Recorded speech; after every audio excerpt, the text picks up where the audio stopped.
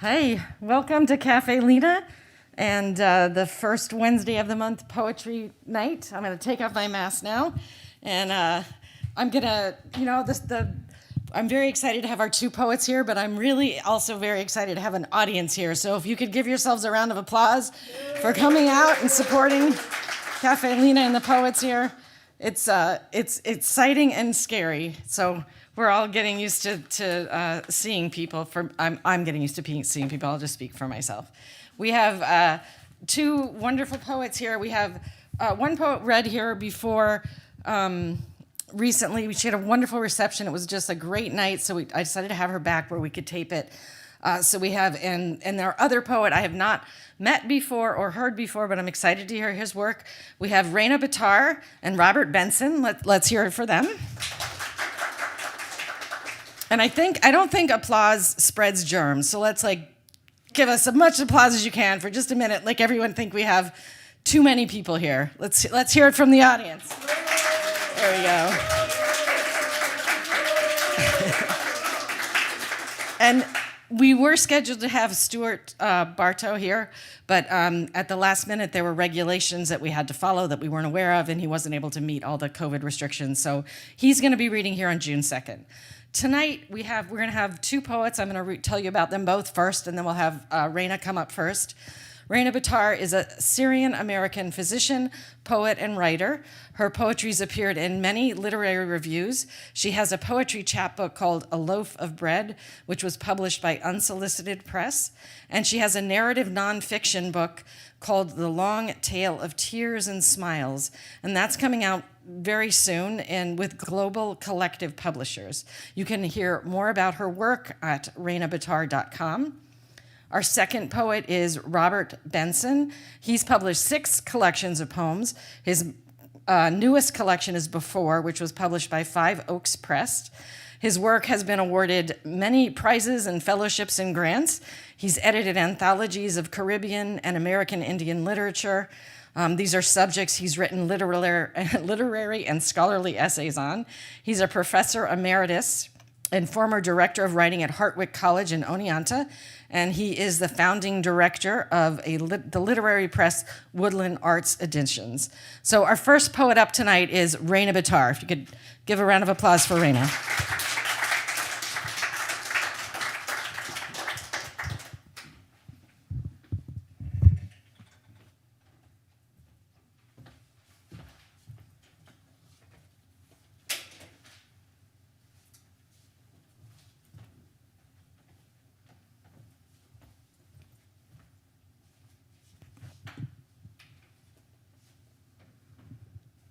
Hello, everyone, and thank you for being here today in person and whoever is following on live stream.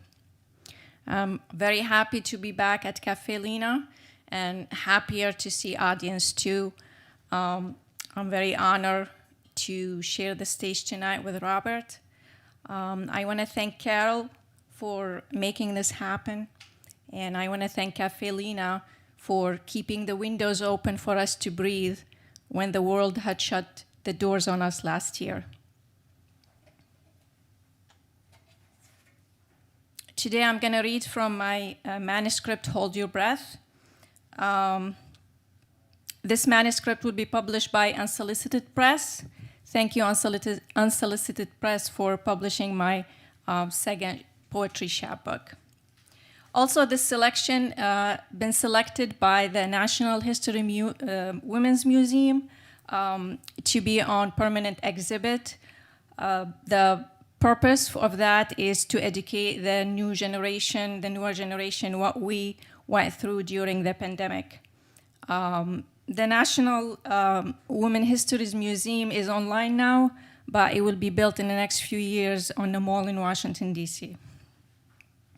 So thank you, National Women History Museum, for all what you do. Today I'm going to read 4 poems from this manuscript and 2 from outside the manuscript.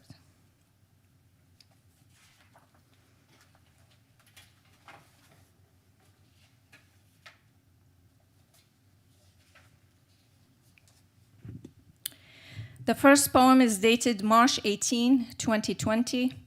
This is when we just realized in my office, for you who don't know me, I work as an oncologist in upstate hematology oncology in Niskayuna, New York. And when the pandemic started last year, it was kind of chaotic in the office initially. We did not know how to protect patients and treat them at the same time. These are cancer patients, and you cannot delay their visit, and you cannot reschedule. So it was hard to figure out how to do things safely, not only for them, but for the staff. Also at that time, there was this mask crisis. We didn't have enough masks, so we had to improvise from materials in the office, rubber bands, sheets that we lined the hood where we mix chemo. We cut them, we used rubber bands, and we used metals from old charts to clip the nose area. So the first poem is Corona and Cancer.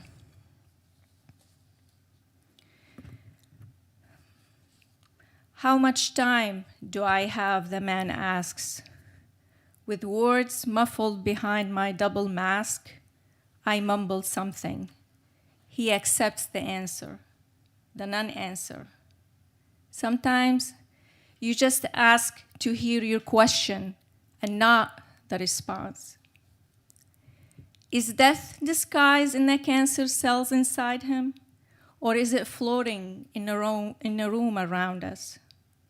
I give him chemotherapy to chase the first one. I wear a mask to trap the second. Equal fight? Unknown. The answer hides behind the mask of uncertainty. What I had mumbled was, how much time does life on earth have? I'm glad he did not hear it. He's glad too.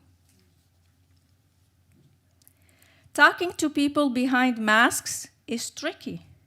They can only see your eyes, and the frown in them can't hide behind a smile. Truth. The truth is more naked behind the mask. I feel each breath I take, how precious life is behind a mask. And masked, you're never aware of breathing. I hear my breath behind a mask, how loud life is behind a mask. Masks don't cover your vision, only your gasps. Google statistics. Roll, numbers rolls. Counties roll, state count, nation count, word count. In the beginning, I could add and subtract yesterday's cases from today. How many more? Now I can't. With 6 digits, you lose track. No, you won't lose your job, I answer my secretary. Did she smile? Can I see her mouth behind her masks? Did she see the truth in my eyes? Thank God for masks. No one questions the truth in the eyes if it does not come out of the mouth. How many masks do I have? I have to make some from scratch this weekend.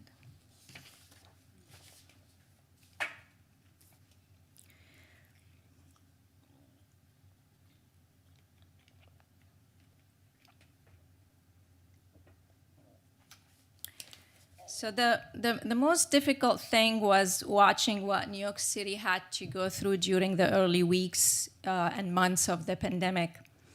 I trained at Lenox Hill Hospital in Manhattan, and it was very hard for me to watch these trucks, makeshift morgues, parked at the place where the entrance, where I used to go in and out every day for 3 years. Not to mention the tents in Central Park, the makeshift hospital. So this next poem is for New York City. It's called Viral Dream. It was published in Beltway Poetry Quarterly. Viral Dream. Daddy's face was our Central Park. We ran on the banks of his mouth. We sledded on a hill of his nose. We made faces at ourselves in the ponds of his eyes.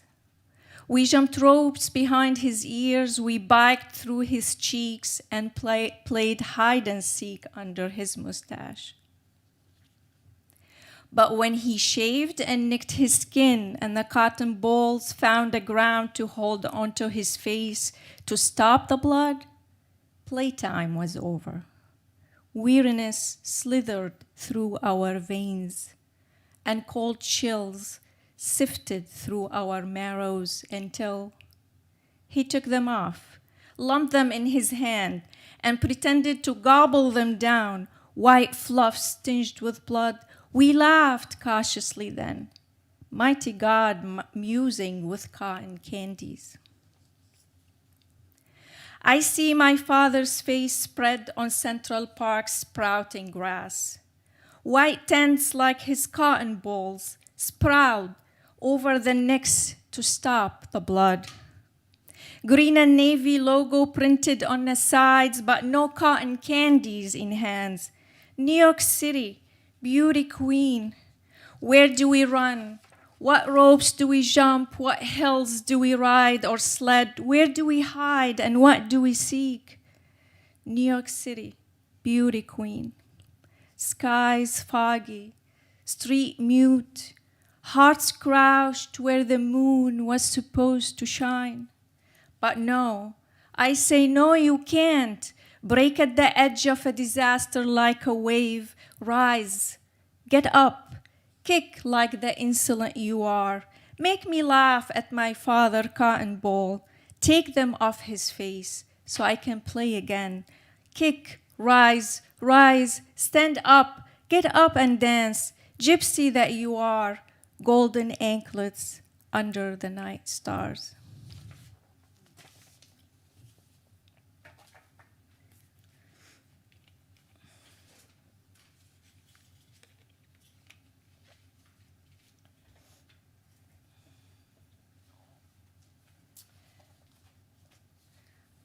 The next poem is called An Early Drive to Work.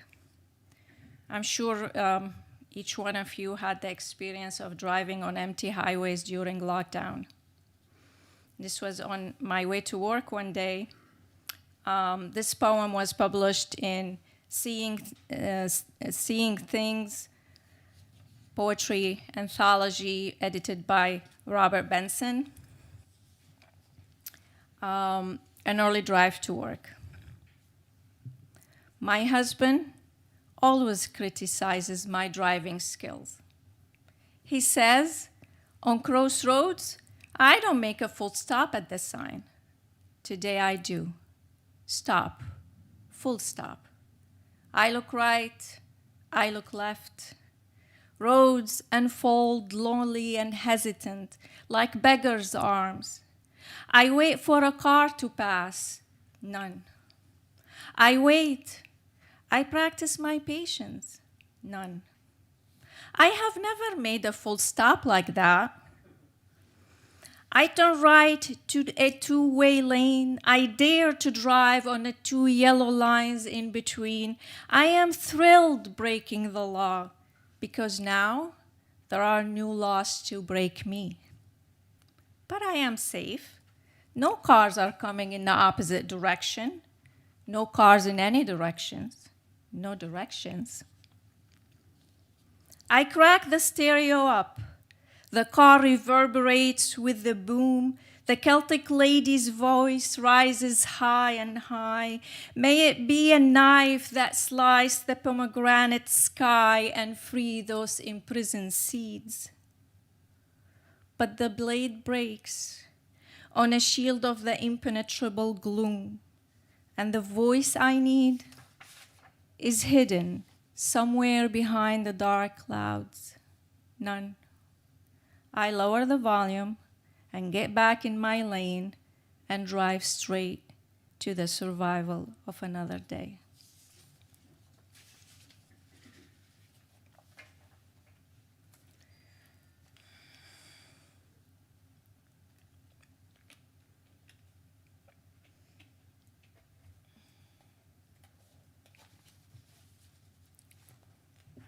So during the early days and months of the pandemic, I self-quarantined.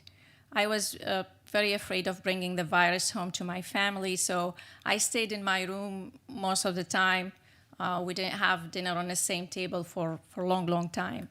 And I kept the 6 feet distance when we were in a room together all the time with my family. So one time I came back home and I was pretty upset. One of my patients had died that morning of COVID. And I told my family the story. And this happened that night, Reeling the Unreal. This will be published by Ariel Publishing. Reeling the Unreal. The boy has a nightmare. He dreams his mama died of the virus. He wakes. For a moment, he can't tell which is reality and which is dream. The world seems unreal, yet vivid, surreal. Walking to his mama's room, he crosses the borders of quarantine. Within 6 feet, is she asleep? Is she breathing? Mama? She too is seeing in her sleep the vivid vision of one of her patients who died that morning of the virus on sweat, wet hospital bed sheets, under an oxygen mask of the ventilator's tubes, in, around IV lines. Mama wakes. For a moment, she can't tell which is real and which is surreal. She hears his panting. She hears the panting of his breath and knows without words what's on his mind. She pulls him closer, breaking the rules of distance. He lays next to her. She covers her nose and mouth with the sober, dry bed sheet.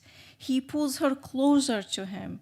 Mama kisses his head through the mask alternate linen. He cries. She can't. Tears are possible transmitters.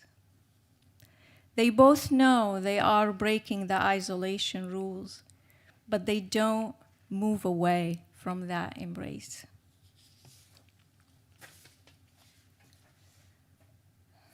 So these are the 4 poems from the manuscript.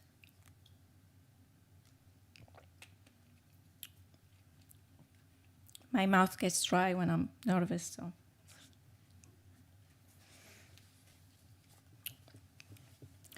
The next poem is called "The Shades of Black." This is for George Floyd. It was published in International Human Rights Festival and in Dovetail Writing for Peace Special Issue Resistance. This is for George Floyd. 9 minutes, long enough for history to unfold before the eyes. Long enough to squeeze forgetting out of collective sleepy lungs, one breath at a time. Enough to display the scenes hidden behind the dust. The murders tucked in 2-page reports in a folder, in a cabinet, in a room, in the basement of some guarded, fortified courts. 9 minutes. Long enough to slash open the cocoon, long enough to wake the giants in his caves, long enough to stretch from pole to pole, circle around the equator, like a mouth open august, nothing to say except, I can't breathe. 9 minutes. Long enough to melt the layer of paint coating the murals we were told to obey. Long enough to resurrect the faces of the secret services who stood by the door of my college dorm. Long enough to whisper the names of the girls slain in the name of honor in some faraway king's land. Long enough to recite the voice of my instructor. Go back and learn English, he said, 30 years ago. Go back where? I should have asked. I am an American citizen now. I had more than 9 minutes to say something then, but I didn't. Now I speak of the shields of wrought with privileged skin. 9 minutes. Corpse of rebels dragged on a street of my hometown. Dictators wearing blue and guns. 9 minutes. I see all the resumes ripped in 9 seconds before being read. The name does not sound right. 9 minutes. You push a baby out of your birth canal and she screams and she cries and there is no going back. 9 minutes. The face stares at the camera while pushing life out of another man. Cold stare to boil nations, to burn cities, to cleanse brains, to move mountains, to yank roots from roots and turn the skies upside down. 9 minutes. My daughter will never be pushed behind a boy. 9 minutes. My accent will not drag my face in the mud. 9 minutes. To erase color signifiers from the brain. 9 minutes. Free the people of shackles and news. No cries of tortures in prisons. No rape behind fancy titles. No resumes in the trash because they hold a foreign name. Not again. 9 minutes. The collar, the iron bite, the whip come to life. Not all lynching uses ropes. One can be killed without hanging, without burning, killed by smothering breath, opportunities and potentials. 9 minutes, long enough to measure the distance between white only and colored bathroom. The chasm of the mindlessness between the front and the back seat of the bus, between two water fountains on the same block. 9 minutes is longer than 50 years past. Different disguise, different script.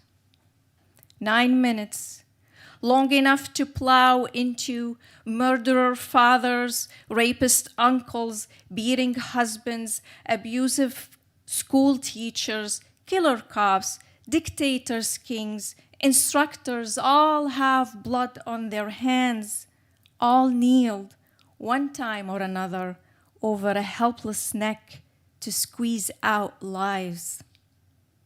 9 minutes. Let the oppressed rise.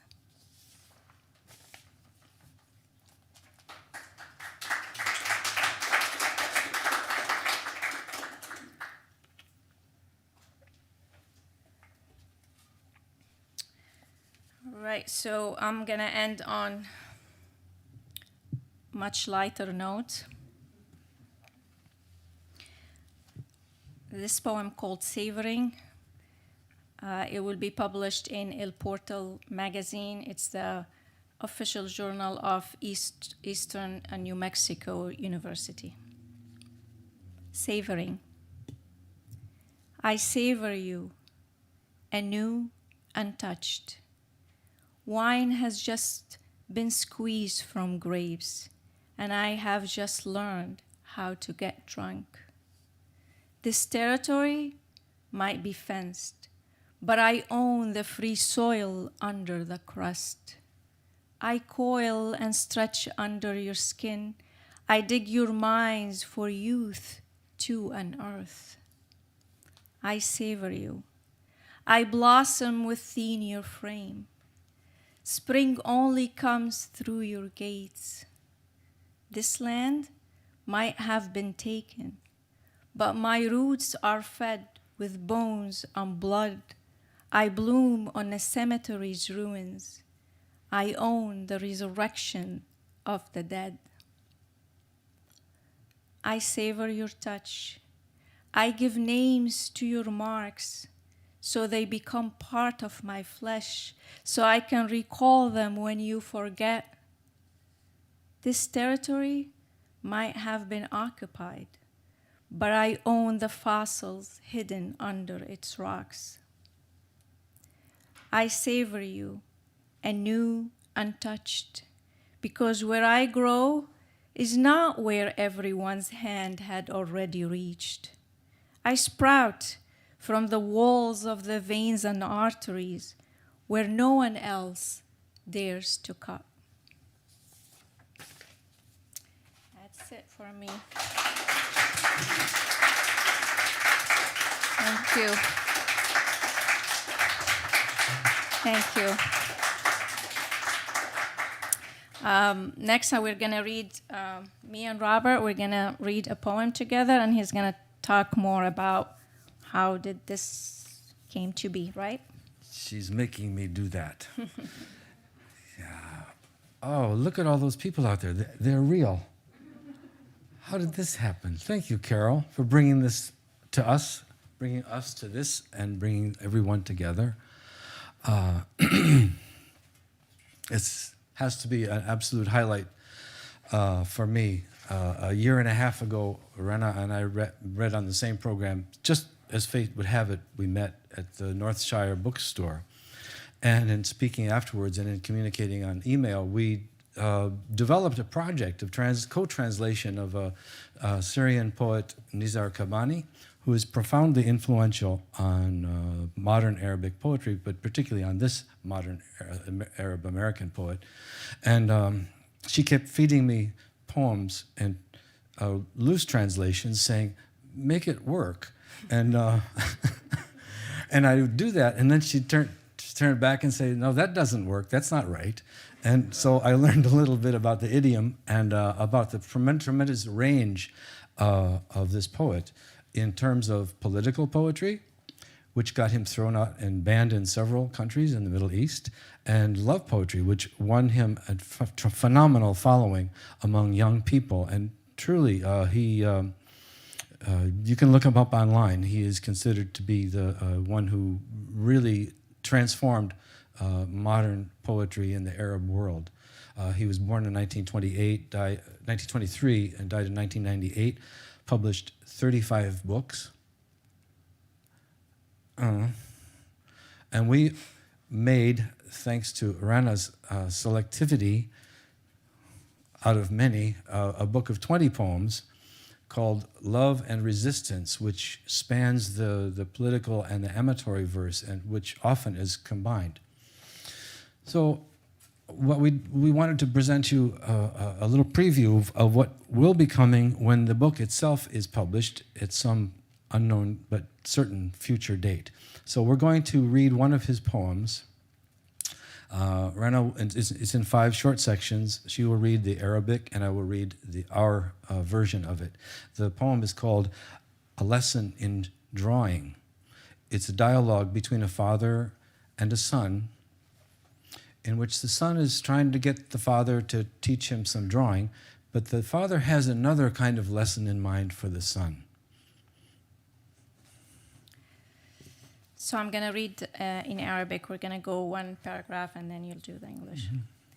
درس في الرسم. يضع ابني ألوانه أمامي ويطلب مني أن أرسم له عصفورا. أغط الفرشاة باللون الرمادي وأرسم له مربعا عليه قفل وقضبان. يقول لي ابني والدهشة تملأ عينيه ولكن هذا سجن. ألا تعرف يا أبي كيف ترسم عصفورا؟ أقول له يا ولدي لا تؤاخذني فقد نسيت شكل العصافير. My son places his coloring kit in front of me and asks me to draw a bird.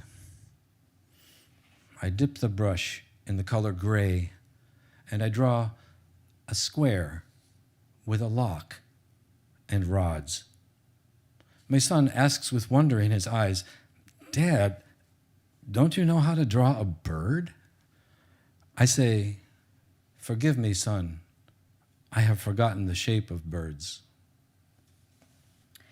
يضع ابني علبة أقلامه أمامي ويطلب مني أن أرسم له بحرا. آخذ قلم الرصاص وأرسم له دائرة سوداء. يقول لي ابني ولكن هذه دائرة سوداء يا أبي. ألا تعرف أن ترسم بحرا؟ ثم ألا تعرف أن لون البحر أزرق؟ أقول له يا ولدي كنت في زماني شاطرا في رسم البحار. أما اليوم أخذوا مني السنارة وقارب الصيد ومنعوني من الحوار مع اللون الأزرق واصطياد سمك الحرية. My son places his coloring pencils in front of me and asks me to draw an ocean, a sea. I take a pencil and I draw a black circle. My son says, "But this is a black circle, Dad. Don't you know the color of the sea is blue?" I say, "My son, I used to be good at drawing seas, but they took my fishing rod and my boat away. They prohibited me from conversing with the color blue and from fishing freedom." يضع ابني كراسة الرسم أمامي ويطلب مني أن أرسم له سنبلة قمح. أمسك القلم وأرسم له مسدسا. يسخر ابني من جهلي في فن الرسم ويقول مستغربا: ألا تعرف يا أبي الفرق بين السنبلة والمسدس؟ أقول له: يا ولدي، كنت أعرف في الماضي شكل السنبلة وشكل الرغيف وشكل الوردة، أما في هذا الزمن المعدني الذي انضمت فيه أشجار الغابة إلى رجال الميليشيات وأصبح فيه الوردة تلبس الملابس المرقطة، في زمن السنابل المسلحة والعصافير المسلحة والديانة المسلحة، فلا رغيف أشتريه إلا وأجد في داخله مسدسا، ولا وردة أقطفها من الحقل إلا وترفع سلاحها في وجهي، ولا كتاب أشتريه من المكتبة إلا وينفجر بين أصابعي. My son places his drawing notebook in front of me and asks me to draw a stalk of wheat. I hold a pencil and I draw a gun. My son mocks my ignorance in the art of drawing and says, wondering, "Don't you know, Dad, the difference between a stalk of wheat and a gun?" I say, "My son, in the past, I used to know the shape of wheat stalks and the shape of a loaf of bread and the shape of a flower. But in this iron world, where the forest's trees join militias and the roses wear camouflage, in this time of the armed stalks and armed birds and armed religion, I can't buy a loaf of bread without finding a gun hidden inside it. I can't pluck a flower from the field without it raising a weapon to my face. No book I borrow from the library doesn't explode between my fingers." يجلس ابني على طرف سريري ويطلب مني أن أسمعه قصيدة. تسقط مني دمعة على الوسادة فيلتقطها مذهولا ويقول: "ولكن هذه دمعة يا أبي وليست قصيدة." أقول له: "عندما تكبر يا ولدي وتقرأ ديوان الشعر العربي سوف تعرف أن الكلمة والدمعة شقيقتان، وأن القصيدة العربية ليست سوى دمعة تخرج من بين الأصابع." My son sits on the edge of the bed and asks me to read him a poem. A tear drops from my eye on the pillow. He catches it in astonishment and says, "But this is a tear and not a poem, Dad." I say, "When you grow up, my son, and read the volumes of Arabic poetry, you will know that the word and the tear are sisters, and that the Arabic poem is not more than a tear that is shed from the tips of the fingers." يضع ابني أقلامه وعلبة ألوانه أمامي ويطلب مني أن أرسم له وطنا. تهتز الفرشاة في يدي وأسقط باكيا. My son places his coloring pencils and coloring kits in front of me and asks me to draw a country. The brush shakes in my hand and I drop it, weeping.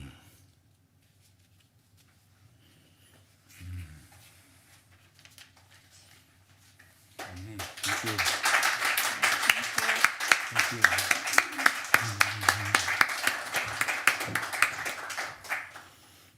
Thank you. I should have this.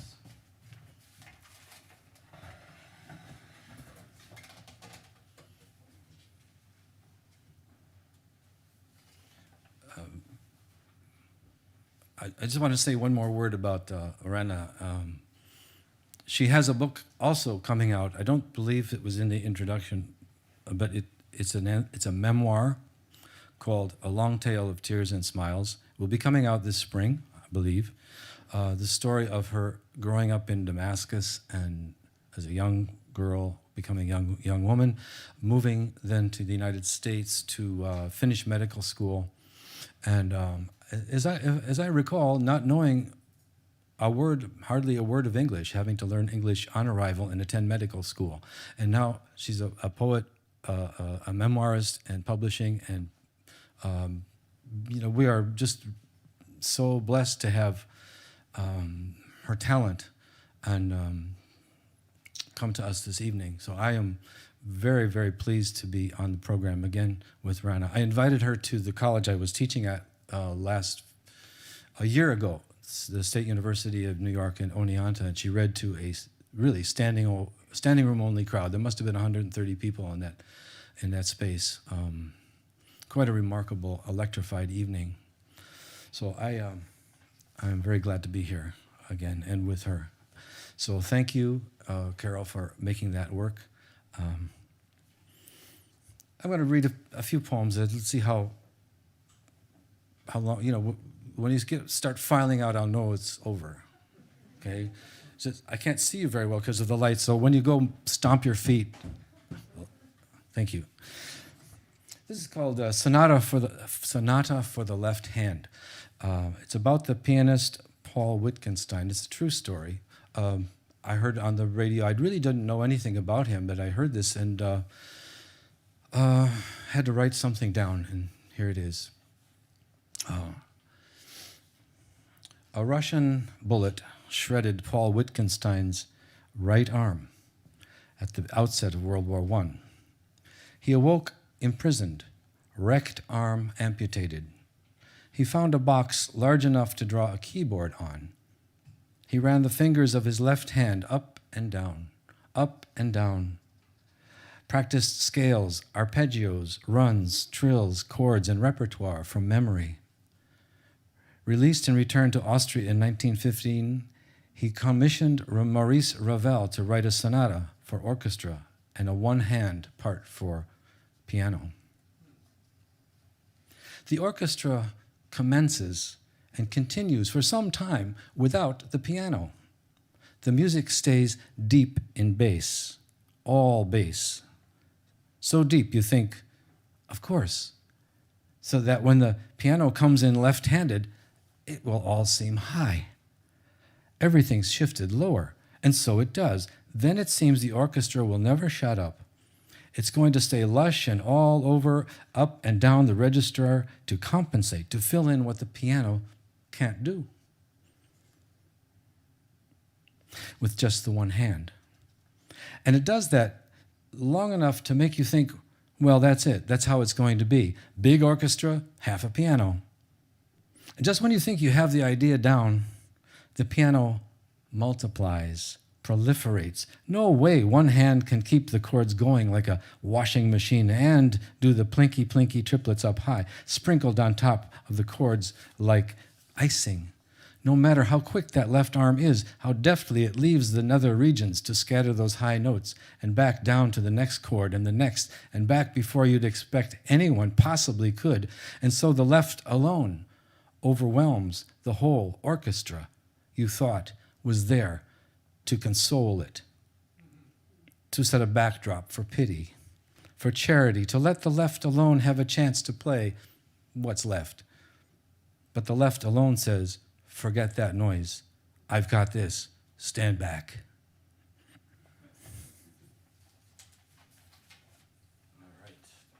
All right. A lot of my poems are place. I like poems that take me to a certain place and invite me back there and kind of make the world happen again around the reader as the world happens. And so the imagery of the poem a lot of it is derived from the place and the human drama that takes place in the place. This one is called Rainforest. So I'm going to take you to the Caribbean island of St. Lucia, to the rainforest, where we're going to walk through it in a few minutes. We entered the rainforest, dreaming of itself. A pelt of limbs and leaves stitched and crossed, a thicket island-wide aswarm with whispers from 1,000 years, though one day, one dapple of a day, we passed in a flicker. The deeper in, the more gargantuan the wood, the more diminished we, through mire, over slip-coated rocks, staggered along the path, mined with slick, ankle-wrenching roots. Each flick of our guide's machete parted tangles like a curtain. Now and again we'd glimpse our ascent. Giant ferns spread their fronds burst after burst, and dry, segmented trunks raised their serrated crowns. The selvage of ancient flows along the ridge of a ripe volcano lapped and folded around a valley. There seemed no bottom to, but for the chorus of waters far below in the ruptured earth, their rush polishing the bed of lava's last push to boil the sea and cool its ardor. A stench of sulfur from the vent threads the spine of peaks, and through a breach of foliage, framed and magnified, the flank of La Sorcière, the witch, her hump an emanation of thunderheads, wisps and echoes and ghostly tracings among the trees. Imagine running off and not coming out, not in a million years. The last trees you'd seen, with so many greens, you were 13, turning the leaves of green mansions, with Rima gliding soundlessly through bush and brush of frond and tendril vine. You'd catch shards of sun showers at heights a girl of the forest could chase and twirl along its branched pathways, and come starry nightfall, bowered, bed in a mossy fork, balmy air weighted with orchid. How crazy to be girdling these volcanoes, when white beaches necklace the island's shore, Antillean pearls strung along the road that snakes around its hoard. From the town and its crumbling malls and petty shops, the transport revved and labored up a string of hairpin turns, steeple-chasing to the government house, eased past, then downshifted, whined the whole twisting descent, then revved to ascend the next morn, peppered with shacks, then repeat, more ear-pops until a quick turn inland to Miku, barely a post office at the edge of the forest, heralded by the change of light where the salt sea breeze meets green. Let's skip a couple sections. That evening, we cleaned up. Derek asked what we did. I said, we went on the rainforest walk. What? He said. I said, the rainforest walk, like it was a thing. The guide from the Interior Ministry took us. It's quite a trek. What? He said, the whole fucking island's a rainforest. This is my way of turning this into an anniversary poem of 50 years. Hard to believe that day years ago wasn't yesterday, much less that we're coming up on 50. Say it 50 times, or do the math. 18,250 days, 18,250 nights, and counting, though finite. You wanted a poem about a rainforest, but when I tried, I kept following a light, ringed by the forest's darkening green iris, always a step ahead, a blonde head gathering brightness that seeps through the canopy, her shadow bent over leaves as if poems were written on them. She turns one over. She's reading it now. The slope steepens, crests, then angles down. We must come out somewhere. Let it decline under a more golden sun. Let the sea's edge crumble in kisses. In the town at the base of this island's twin peaks, 2 other wonders of the world besides us. Love grew a forest, too, in time, much more than we're given. Now, who isn't ravished for a plate of flying fish, plantains, rice and beans, a little hot sauce, a bottle of Red Stripe to cool off? Are you with me? Are you there? Are you still with me? Yeah. Yeah. Don't go anywhere. I haven't heard any stamping feet yet. Because poor Stuart was not able to read, I'm going to read an extra poem, and you will suffer through it the best you can. Okay. This is a poem for the husbands and guys out there who have, like me, a wonderful characteristic or disposition to home repair, which is to not do it very much, but to make a good show of it. It's called How I Fix Things. So you're laughing already. You think this is funny. It's things fall down if you don't put them back up. Okay, it is, okay. How I fix things. I buy tools. Then I set them by the things to fix. A ruler and hammer beneath the picture, yet unhung. A screwdriver by the door with the stuck-out handle. Little brown bags of screws by wobbly hinges. This is advice to you guys. Right? My wife says things will not fix themselves, but how else will they learn? Paint can be so thin-skinned, so don't speak to it. Just leave a brush it can get to. Proximal preventive repair is the proper term for setting tools and materials out to fix what isn't broken yet. Let them see what's in store.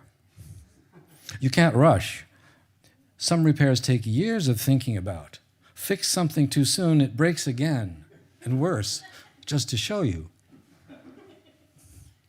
Things break to demonstrate individuality. The pie plate in 3 equal pieces has broken for the 3rd time. It's an omen, sending a message.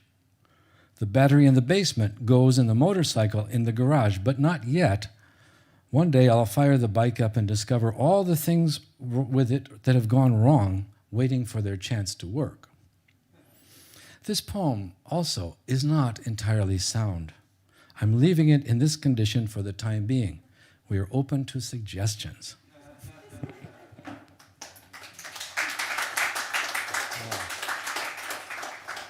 Don't applaud that. You're getting me in trouble. Thank you. Well, back to the a couple more things. Yes, we have time for a couple more.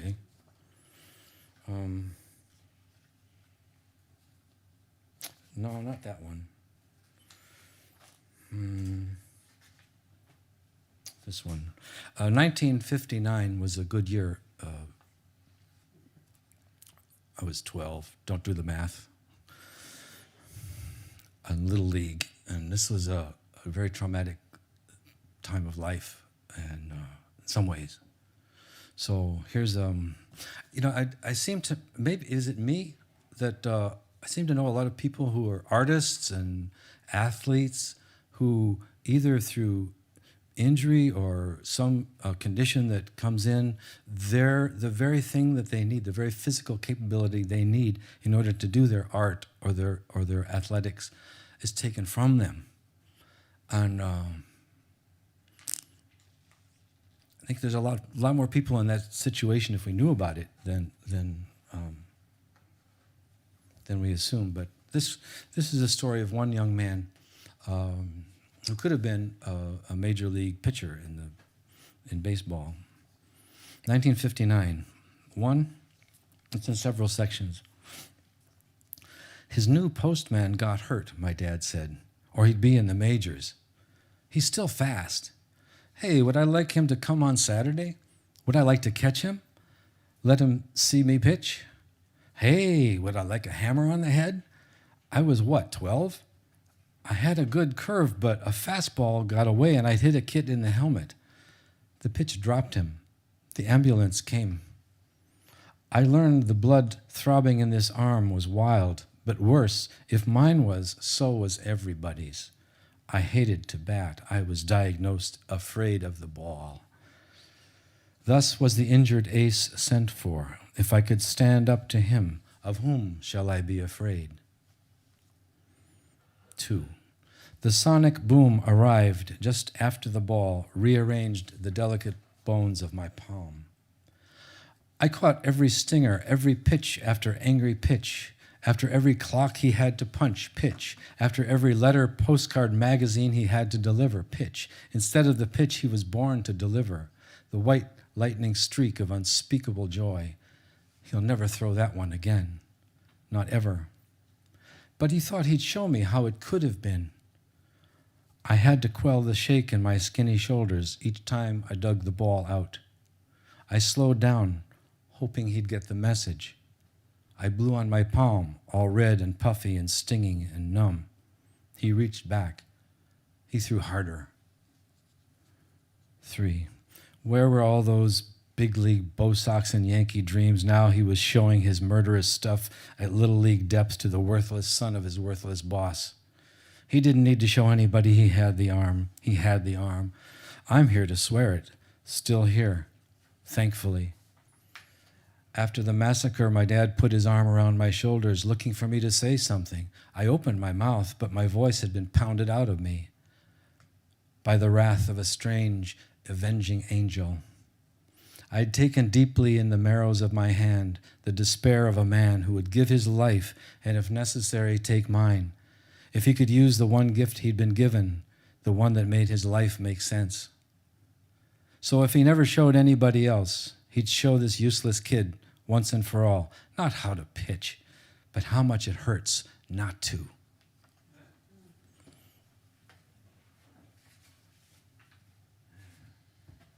Okay, uno más. Carol, are you out there? Yes. When I finish, Rana and I going to stick around. Is there going to be a conversation, questions, and so on, or do you just no? Everybody goes home and recovers. Yes. Good. Okay, this is called Before You Know It.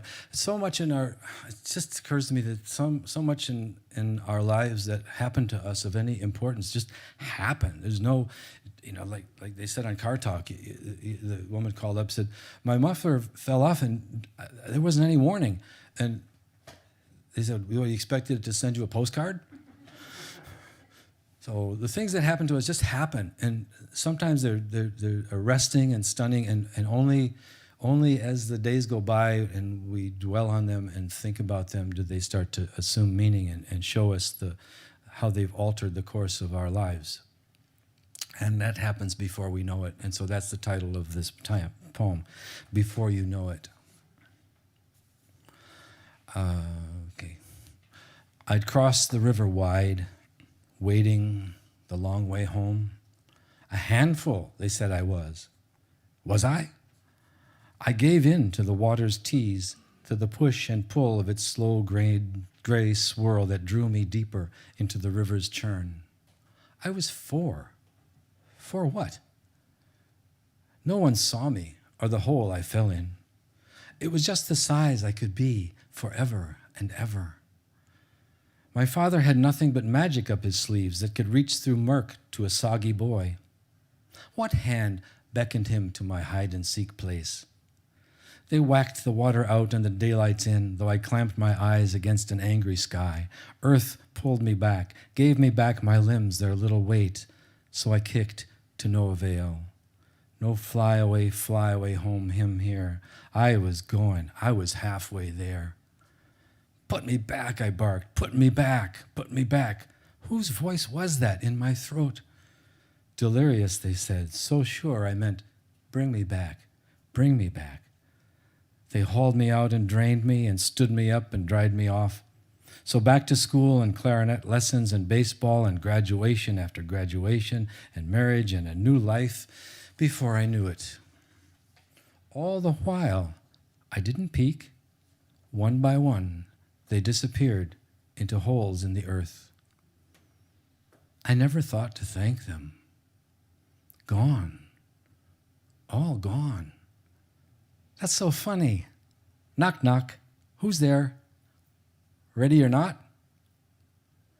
Maybe that explains why the dead keep showing up, giving it that know-it-all grin, standing around in their finery, rinsed clean and shined up, watching me from their cool distance. We have much in common. We have much to talk about. Yeah, thank you.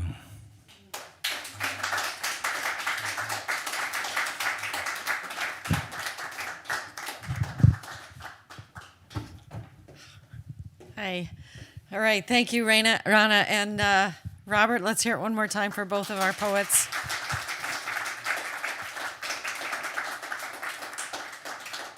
That's nice. So we're going to be back here next month on May 5th with Will Nixon, Mary Catherine Jablonski, and Mary Cuff Perez. And for those of you who are watching online, thank you for tuning in. I hope you enjoyed this. If you'd like to donate to Cafe Lena and the Poets, there's a tip jar that you can click on and make the donation that way. We appreciate it. It's really nice to see you all here. I hope you have a great month and hope to see you again in May. Take care.